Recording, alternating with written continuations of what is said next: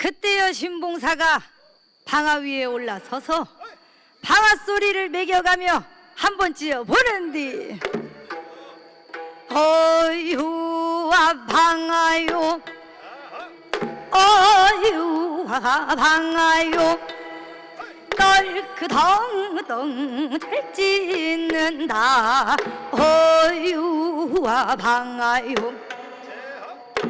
이방에 강태공어 조자기로다 어유와 방아요 태구라 전왕신은 이 목덕으로 왕하였으니 남기안이 중얼시고 어유와 방아요 윤소씨 국무기소 이런 함부로 집지졌나 어유와 방아요 어유와 방아요 떨크덩덩 잘 찢는다 어유와 방아요 옥빈 홍하느 비녀굴론가 그른 허리여차 미칠렀구나 어유와 방아요 머리 들어서 오르는 양은 장엔 노룡이성을 낸 듯 머리 숙여 내린 양은 후문왕의 돈술런가 어유와 방아요 길고 가는 허리를 보니 왕궁녀의 허리런가 어유와 방아요 떨크덩덩 잘 찢는다 어유와 방아요 우가 대부 죽은 후에 방아 소리가 끊쳤더니 우리 승상 즉위하사 국태비나 은하옵신데 하물며 맹인 잔치는 고금범난지라 우리도 평성대 방아 타령을 하여보세 어유와 방아요 떨크덩덩 잘 찢는다 어유와 방아요. 감사합니다. 여보시오 봉사님, 우리가 이렇게 방아를 느리게만 찔 것이 아니라 좀 자주자주 찧어봅시다. 그래 봅시다. 어유와 방아요 어유와 방아요 어유와 방아요 만첩청산을 들어가 유고고대 돌을 비어 이 방아를 도왔는가 어유와 방아요 방아를 만든 모양 보니 사람을 비영둔가 두 다리를 쩍 벌렸구나 어유와 방아요 한 다리 올려놓고 한 다리 내려딛고 우리랑 내리라 거는 양이 상우고도 맹랑구나 어유와 방아요 어유와 방아요 그덩덩덩 잘 찢는다 어유와 방아요 항성천리 가는 길 이래 방아 찍기도 처음이로구나. 어유하하 방아요, 어유하하 방아요. 고소하구나 깨방아, 찐득찐득 찰떡방아. 어유와 방아요, 오맵다 고추방아. 어유와 방아요, 어유와 방아요, 어유하하 방아요. 점심참이 늦었구나. 어유와 방아요, 널크덩덩덩 잘 찢는다. 어유와 방아요. 감사합니다.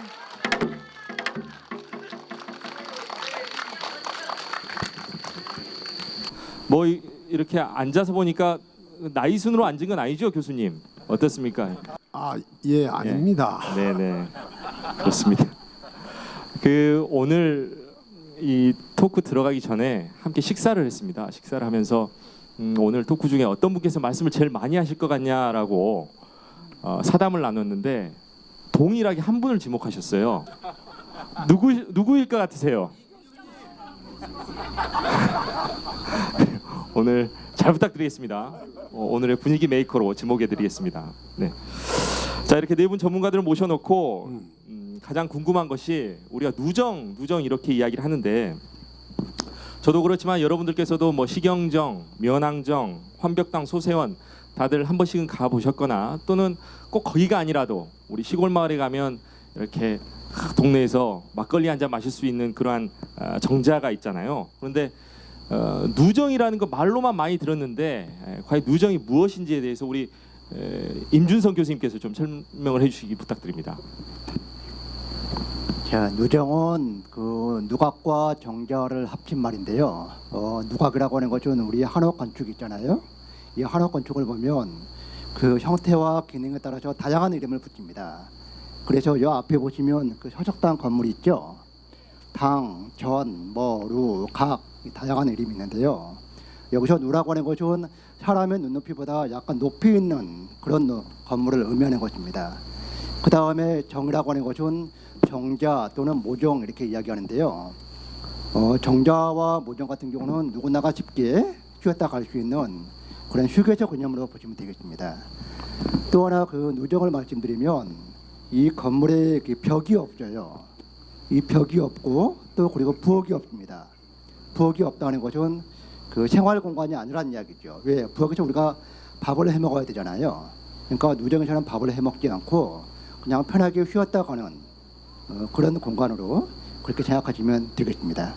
네, 아주 쉽게 초등학생들도 잘 이해할 수 있게 쉽게 설명해 주셨는데 천경인 교수님, 그러면 이 누정을 아무 곳에나 이렇게 지을 수는 없지 않습니까? 네, 어디에 지을 수 있고 어디에 지어졌고 뭐 건축학적으로 어떤 의미가 있는지를 좀 말씀 부탁드립니다. 그렇죠. 뭐 어떤 건물이든 간에 건물을 지을 때는 우리가 사실 고민해서 자리를 선택하고 그 건물마다의 아름다움과 특징과 또 의미 또 기능들이 있죠. 누정은 아무래도 경승지에다가 우선 짓지 않겠어요?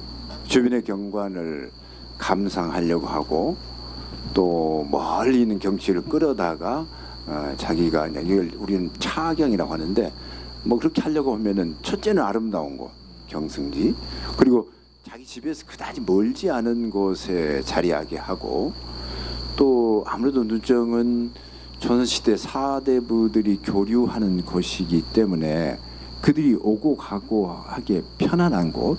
그러니까 대개의 경우에는 계곡 혹은 연못, 뭐 산 중턱, 그리고 이제 전라도 지방에는 아무래도 농사를 짓는 곳에 가까이 있는 곳, 이런 곳에 되게 건물들이 자리하게 되고요. 또 그 기능 역시 아주 다양합니다. 뭐 시를 짓는 곳, 뭐 정치인들이 모이는 곳, 뭐 교류하는 곳 등등이 많이 있죠. 그런 얘기 좀 이따 차근차근 하도록 하겠습니다. 네, 예. 아주 기대가 되는데요. 우리 이게 누정이 전라도에만 있는 건 아니죠, 교수님? 임준석 교수님. 그렇죠. 전국 각지에 다 있습니다. 아, 네.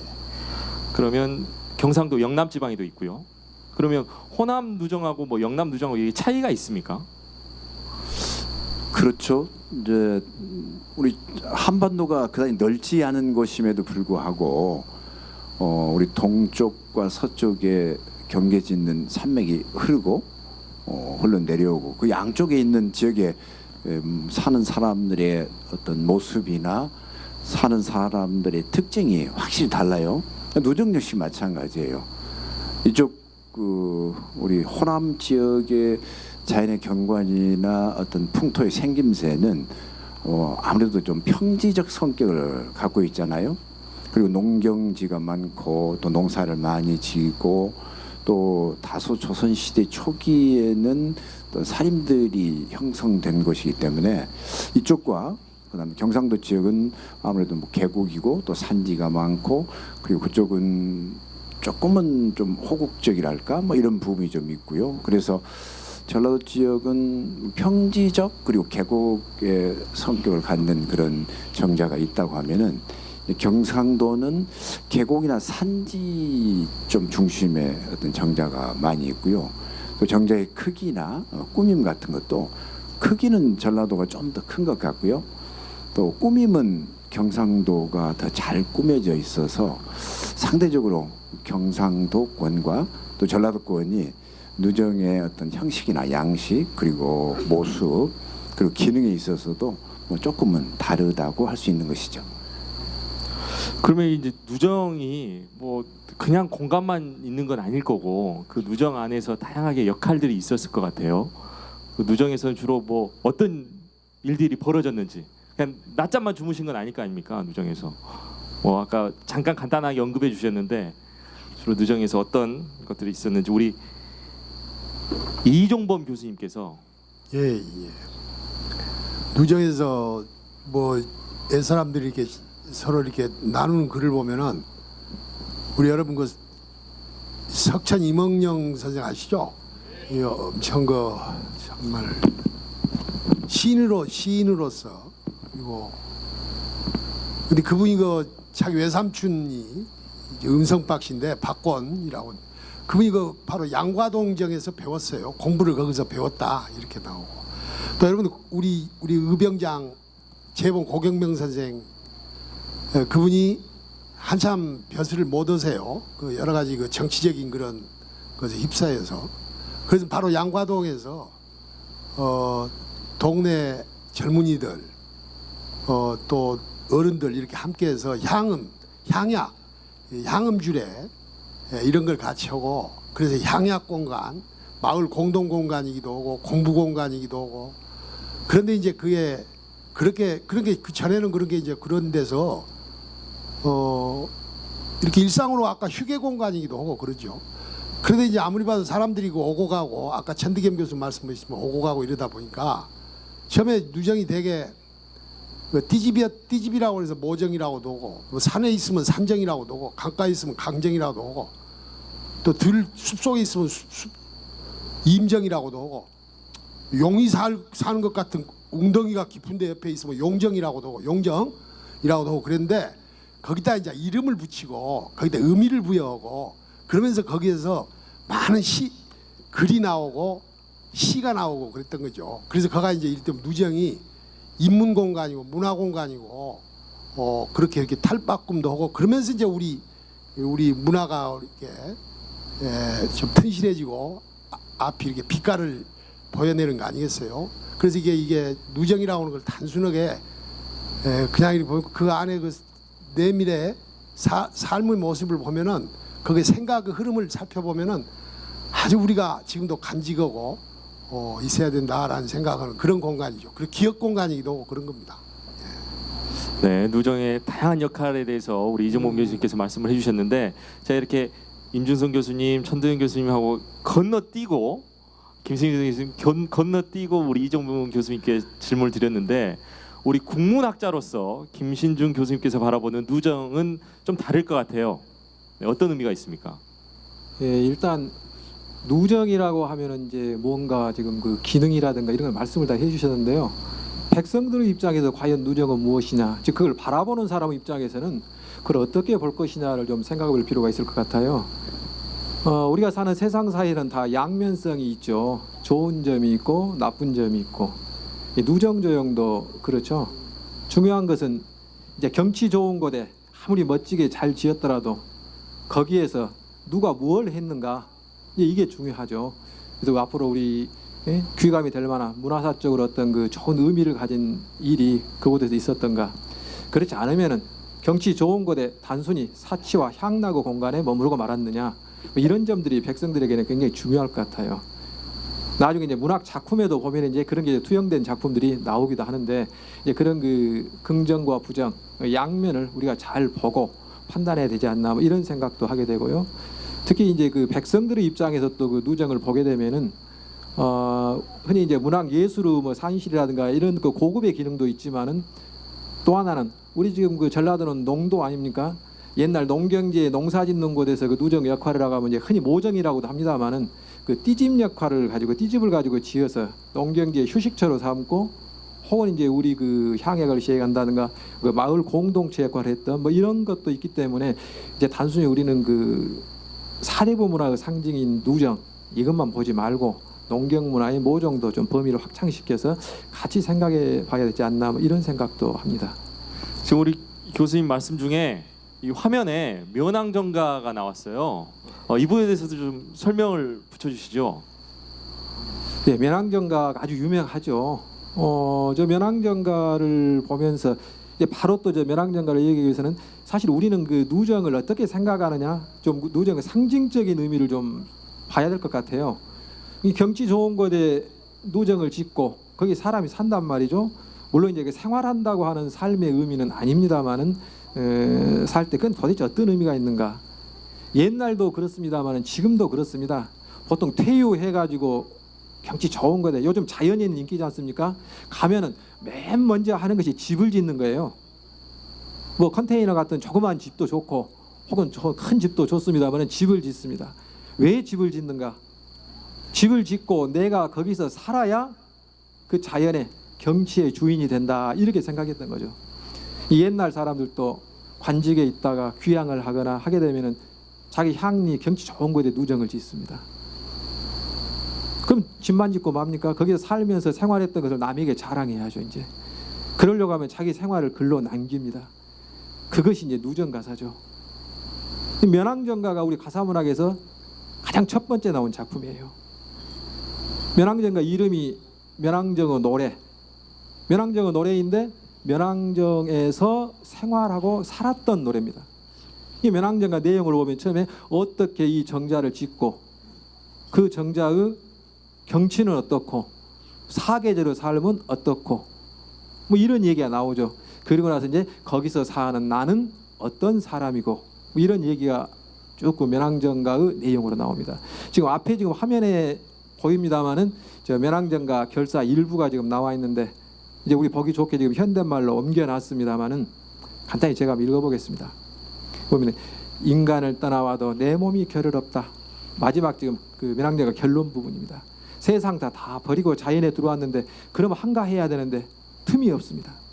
이것도 포려하고 저것도 드리려고, 바람도 쐬려 하고 달도 맞으려고, 밤일랑 언제 죽고 고기일랑은 언제 났고, 십일랑 살인문이죠. 십일랑 뉘 닫으며 진꽃이란 뉘 쓸련가, 아침이 모자라니 저녁이나 실을 쏘냐, 오늘이 부족하니 내일이나 넉넉하랴, 아침부터 저녁까지 오늘부터 내일까지 이 매에 앉아보고 저 매에 걸어보니 번노한 마음에 버릴 일이 아주 없다.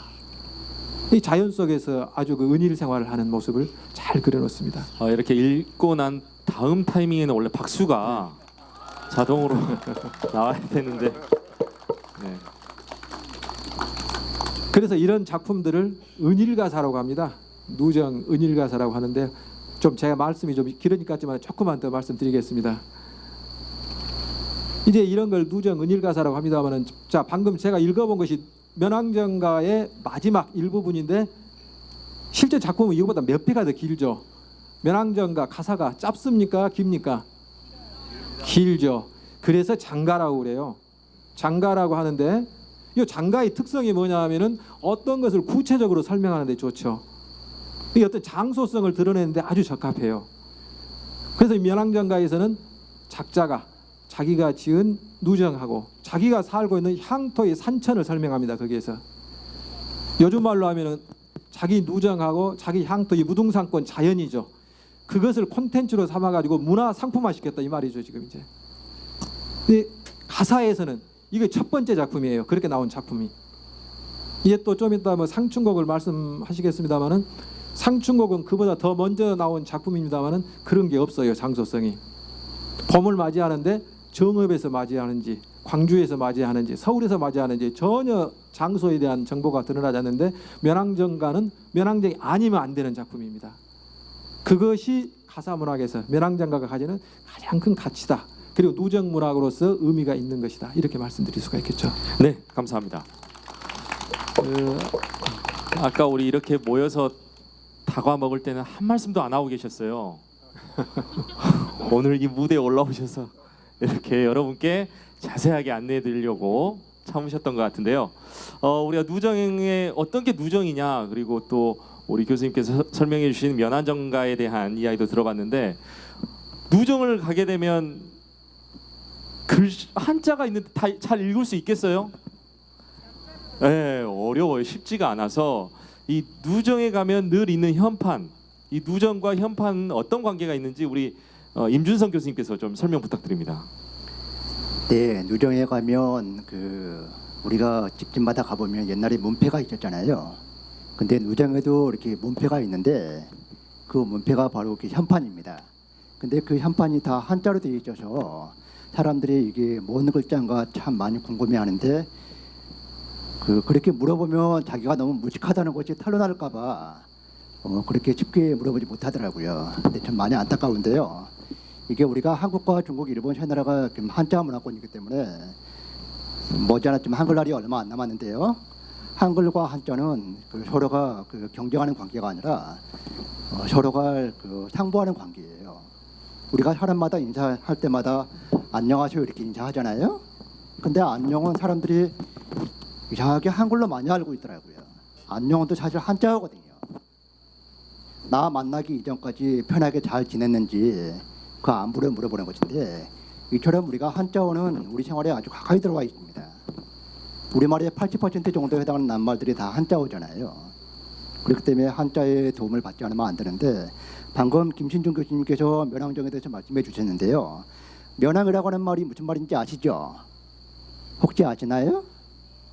잘 모릅니다. 조명 때문에 지금 모릅니다, 전혀 안 보입니다. 네. 자, 면왕은 굽고 우러르다 그 뜻인데요. 이 말은 그 맹자에 나온 말입니다. 맹자에 보시면 앙불기 어천이요 부불기 어인이라 해가지고 하늘을 우러러서 한 점 부끄러움이 없고 굽어서 땅에 사람의 부끄러움이 없다는 그 뜻입니다.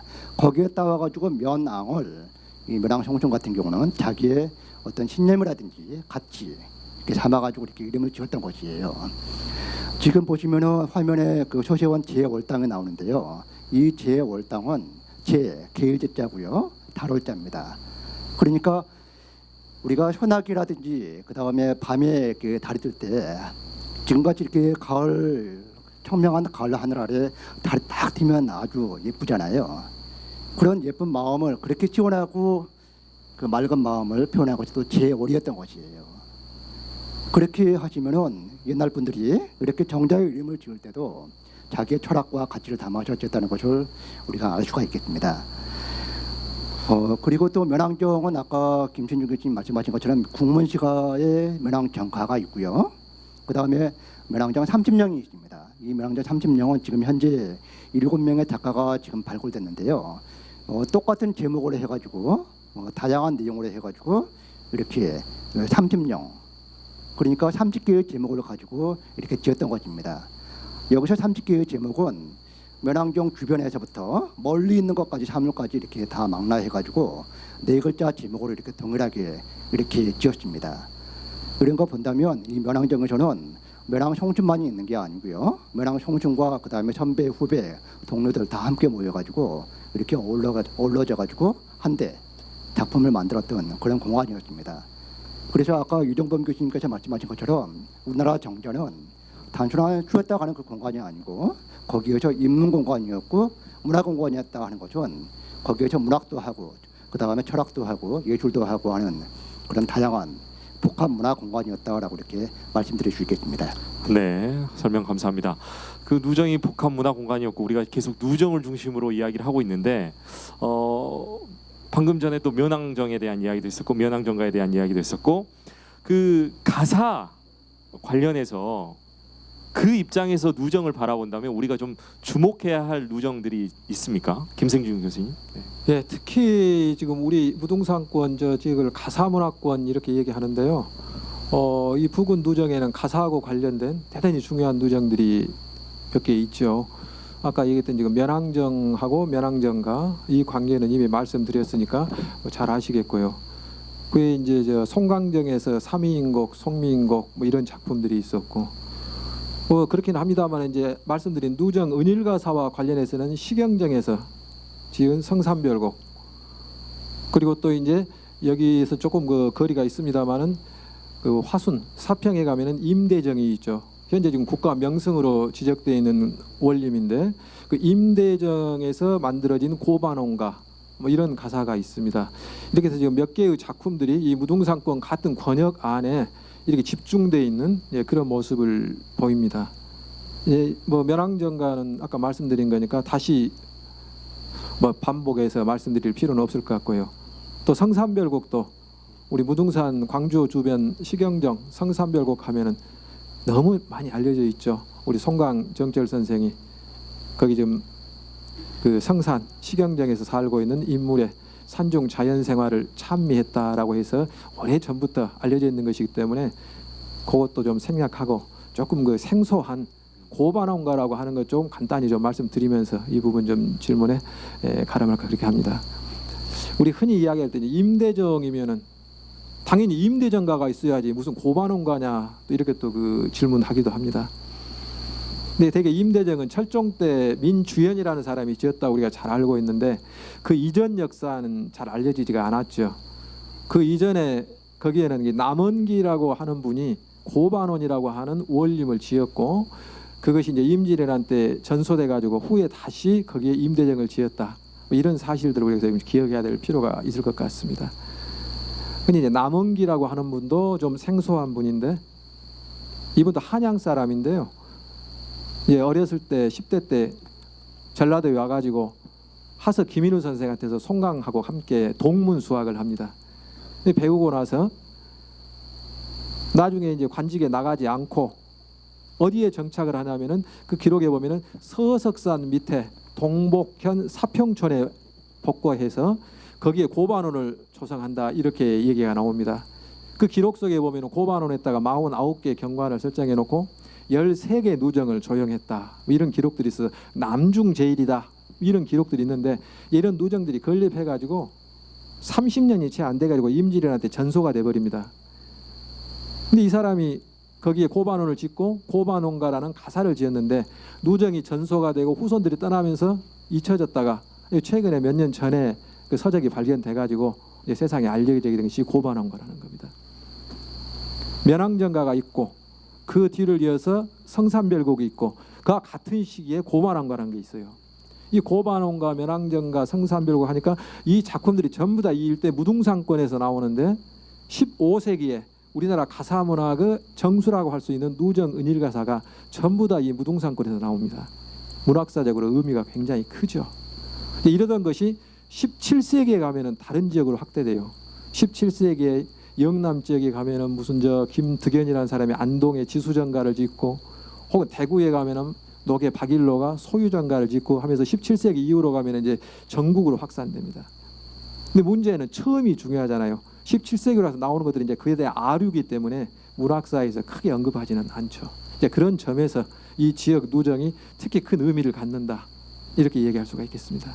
네, 여러분들 지금 표정들이 잘 이해하고 계시죠? 네, 좋습니다. 그 우리 김신중 교수님께서 이제 가사에 대해서 가사문학에 대해서 말씀을 주셨는데 좀 재미있는 거 없습니까? 재미있는 가사. 이 이야기를 조금 뒤에 가서 할까 했는데 조선시대 정조 때 가사인데요. 합강정가라는 가사가 있어요. 합강정 누정입니다. 누정 가사입니다. 합강정은 전라북도 순창에 있었던 누장인데 순창에요. 그 경치가 좋아요. 두 강이 합쳐지는 곳에 있기 때문에 학방정입니다. 경치가 좋아요. 정조 때 전라감사로 정민 씨라는 사람이 내려오는데 이 사람이 가을철에 추수철인데 백성들이 굉장히 바쁘죠. 전라도 53개 고을의 수령들을 전부 다 모아가지고 민심 살핀다고 순찰 나와가지고 학강정에 거기에서 음식장만 하고 기생 모아가지고 뱃놀이를 하는 겁니다. 그것을 보고 비판했던 작품이 학강정가예요. 지금 화면에 떠 있습니다만은 이것도 한번 제가 읽어보겠습니다. 구경가세 구경가세 합강정의 구경가세 때는 9월 20사흘 길일인가 가절인가 풍속관찰 우리 순상 이날에 선유하니 주방 장막 온갖 차비 밤낮으로 준비하네 을진온척 닦아내어 배에서 해팽하고 응향각 숙소하고 새여울 배를 탄다. 범범 중류 내려가니 강산도 좋을시고 순상의 풍정이요 백성의 원수로다. 인간의 나무내군 수국에 미쳤도다. 이렇게 돼 있는데 아까 제가 말씀드렸죠. 누정 세상사 양면성이 있다.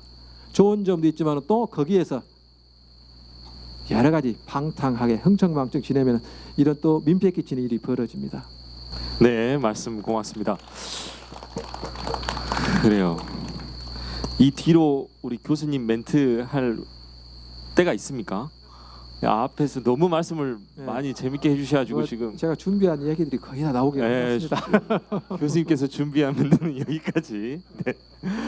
그 우리가 이제 가사 문학을 막 이렇게 정치하고 연결을 시켜서 이야기를 했는데 우리 이종범 교수님께서도 하실 말씀 있으실 것 같아요. 우리 상춘곡 얘기 좀 해주시면 고맙겠습니다.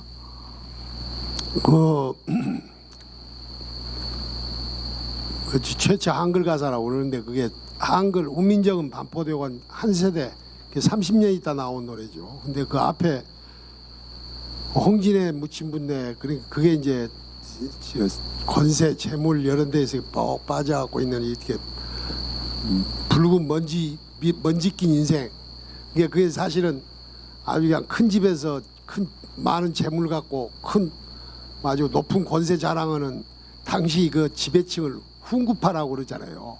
그걸 그 앞에다 이렇게 딱 그런데 자기들은 이렇게 좀 뭐 이렇게 보물 이렇게 도덕 생활을 하고 뭐 그렇게 재물 권세 이런 게 타들지 않고 이렇게 조용히 이렇게 인간적인 그런 삶을 갖는 이 자연의 삶이 훨씬 더 낫다라고 하는 그런 노래예요. 그러니까 그 상춘곡에는 봄을 감상하고 찬양하는 노래 같지만은 실질적으로는 봄이라고 하는 것이 생명을 낳고 생명을 기르는 바탕이 되는 계절이란 말이죠.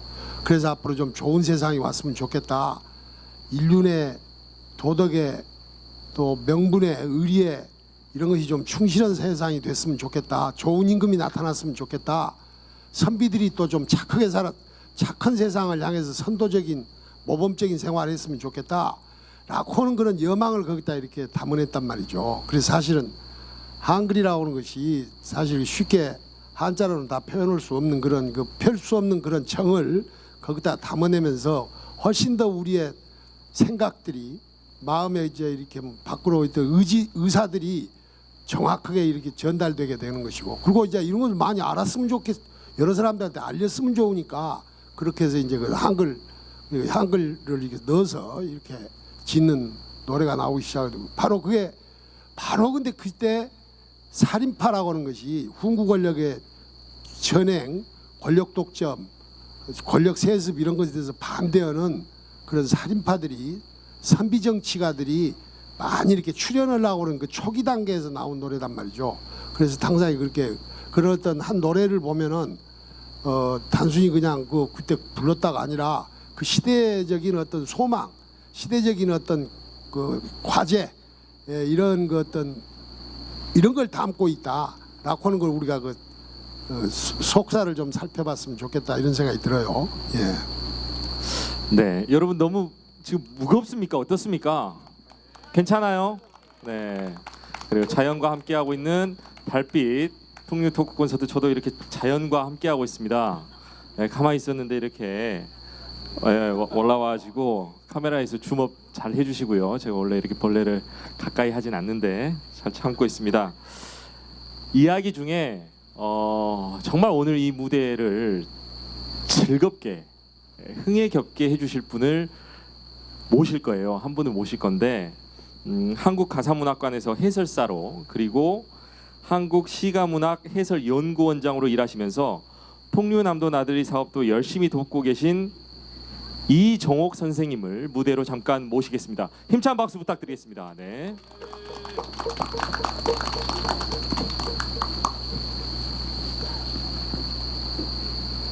네.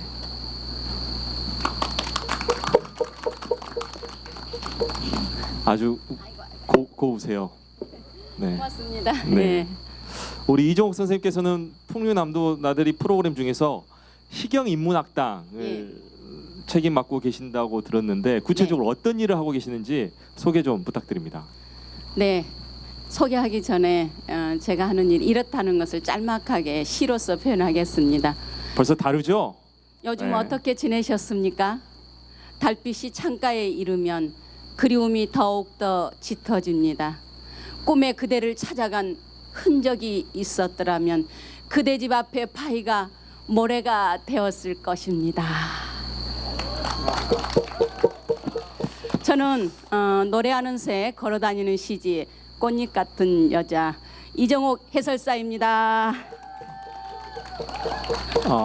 여러분 이러시면 안 됩니다. 아까 김신중 교수님께서 그렇게 함께 해주셨을 때는 박수 안 쳐주시더니 네 우리 이종옥 선생님 인문학당에서 다양하게 프로그램 하실 건데 지금 여기가 시경정이다라고 생각을 하고 우리 앞에 계신 분들 그리고 무대에 함께 해주신 분들에게 교육 시연을 한번 해주신다면 네. 기대가 돼요.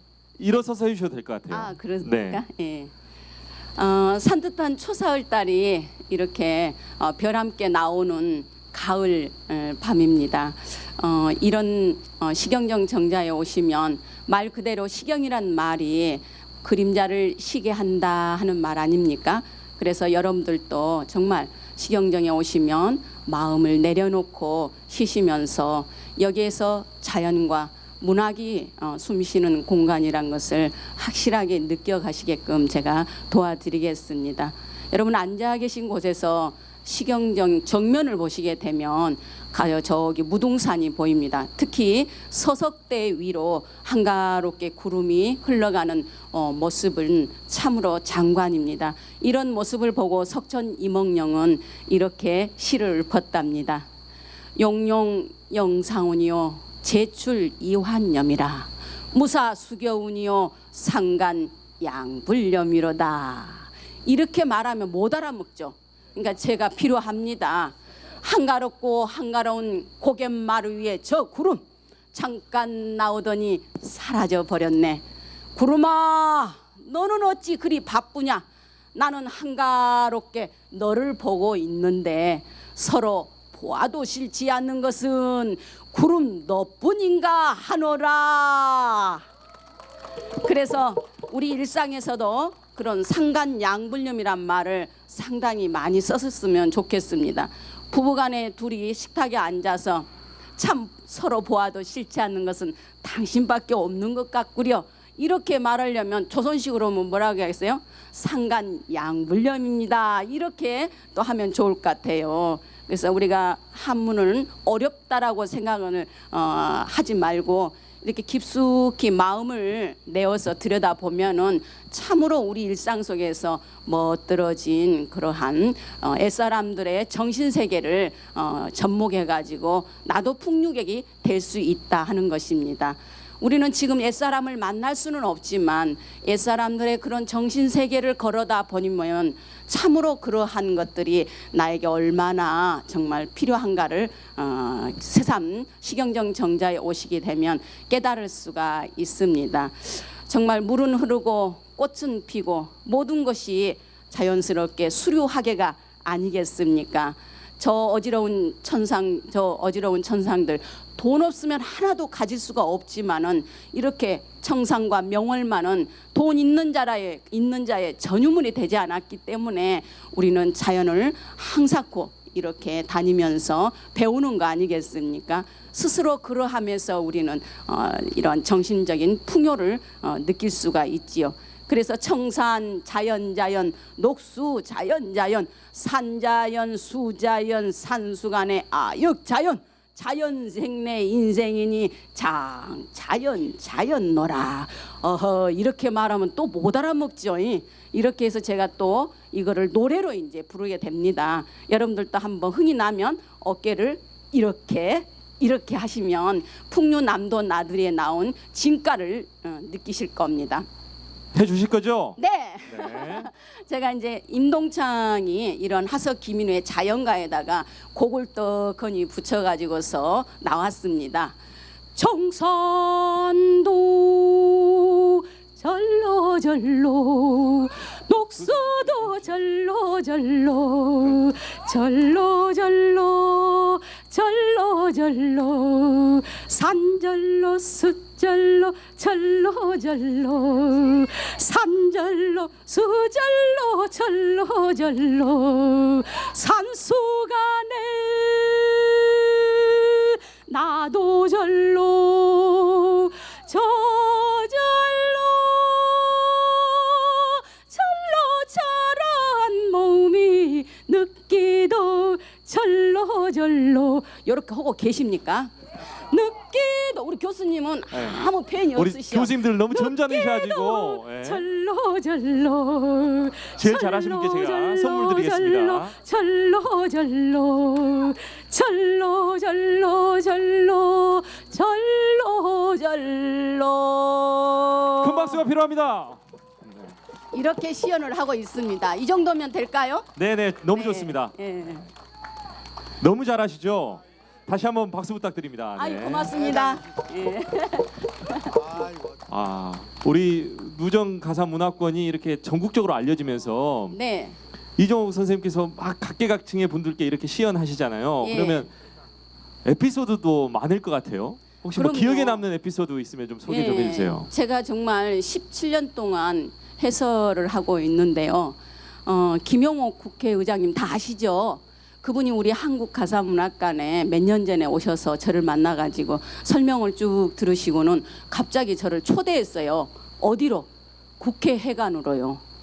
그 입추의 여지가 없다라는 말 잘하는 동네 국회회관으로 저를 초대해서 그분이 길이에 띄우는 희망편지라는 출판 기념식 때 저보고 와서 이 면왕정가 가사를 낭송을 해달라고 그러는 거예요. 그래 거기 가서 면왕정가 낭송을 했고 또 이 삼목령꽃이라는 그 농암 이연목 고택에서 종손으로 계신 그분이 또 그 시를 저한테 또 낭송을 부탁하길래 두 편의 시를 낭송한 기억이 나고 또 한 번은 정말로 경주시 의회 정말 기라성 같은 그 의원들이 저에게 와서 설명을 듣더만이 자기가 그 의원들이 제주도로 워크숍을 가신다고 저를 초대를 하겠대요. 그래가지고 남도 이러한 풍류 남도 나들이에 대한 그런 프로그램을 진행하고 있다면 그런 것을 한번 우리에게 알려줘라. 그래가지고 제가 이렇게 풍년남도 나들이라는 제목을 가지고서 제주도 서귀포 호텔에 가서 강의를 1시간 반을 한 기억이 또 납니다. 이렇게 자기 자랑을 주저없이 이렇게 많은 분들 앞에서 네. 할 수 있는 이 자신감 대단한데요. 헬사님 그러면 앞으로의 포부나 계획 마지막으로 네. 있으시면 말씀해 이게 주세요. 마지막이 아니고 하나 빠진 것 하나 같습니다. 그래요? 네. 뭐가 제가, 빠졌습니까? 네. 우리 여기 관장님께서 저를 추천하신 것 같은데 제가 용비어청가를 이렇게 사투리 버전으로 하는 것을 무척 감명 깊게 들으셨다고 그러셔가지고 지금 계속 면왕정가와 상춘곡이 나왔지 않았습니까? 근데 이 시경정령이 정말 백미는 그 아름다운 시경정 20경을 보고 석천 이몽룡이 한시를 써놓으니까 거기에 자양분을 받아서 송강이 성산의 봄, 여름, 가을, 겨울을 멋지게 노래로 불러버린 거예요. 그래서 가을의 경치를 읊은 그런 것이 참 멋있습니다. 오동 서리다리 사경에 돋아오니 천안만하기 따진들 그러할까 호주 수정궁을 이라서 엄경고 은하를 건너뛰어 안전에 올랐더니 짝맞은 늙은 솔 조대에 세워두고 그 아래 배를 띄어 가는 대로 던져두니 홍료와 백빈주 어느 사이 지나간데 한벽당 용우서의 배 앞에 닿는가. 청각 녹조변에 소목이는 아이들이 이를 겨워 단적을 비껴보니 물 아래 잠긴 용이 잠깨어 일어날 듯 내게 나온 아기 제깃을 바리고 반공에 소서뜰듯 소선적벽은 추출혈이 좋다대 8월 15야를 뭐다 어찌 관한고 서문이 사고나고 물결이 제잔적에 하늘에 돋안달이 소리에 올랐으니 잡다가 빠진 적선이 헌사롭다. 그래서 이 용비어천가 그거를 제 나름대로 시방 나라 말싸움지가 때놈들 말하고 솔찬히 거시경께로 글씨로는 인역들끼리 그 뜻을 거시기할 수 없은 게 누구 거시기들이 씨부릴 것이 있어도 허벌나게 깎아보지 않겠냐. 고로고로 미어서 나가 새로 28자를 머시기 해버렸으니까 니들은 수어른이 히어부러 갖고 날마다 씀서롱 편하게 살아버려라. 요 말을 가지고서 국회에 가는 가서도 했단 말이요. 네네. 오늘 사회자가 잘못 왔습니다. 네, 이정우 선생님께서는 사회를 보시고 진행했으면 참 좋았을 것 같은데. 아닙니다. 정말 사회자가 네. 마무리 멘트 하고 나가셔도 됩니다 해도 본인의 역할을 끝까지 해내시는. 그래서 다시 질문 드리겠습니다. 네, 그러세요. 앞으로의 포부가 있다면. 네. 이처럼 우리가 가사문학 하면 굉장히 어렵다고 생각하시는데 저는 그런 어려웠다고 생각하는 여러분들의 생각을 깨트리고 한시는 무조건 어려워 이런 것도 정말 선입견을 깨트리기 위해서 무진장이 쉽게 접근을 하면서 여러분에게 해설을 할까 합니다.